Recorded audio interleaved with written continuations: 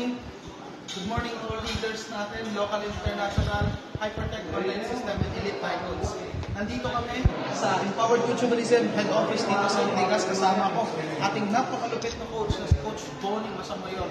Coach, ano po ba yung ginagawa natin dito ngayon? So, kung gagawin natin dito ngayon, Coach, magpo-purchase po tayo ng accounts para po sa mga leaders natin, especially international. Ay, grabe naman yan. Mga OFW from Kuwait, from Oman, and from Saudi Arabia. Wow, congratulations, no?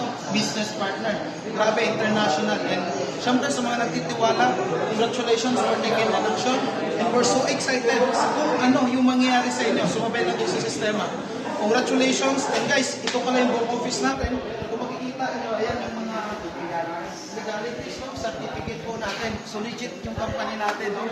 So, na lang tayo. Pakita mo ako. Yan. Yan. So yan, congratulations and kita-kits po tayo, no? Coach Bonnie.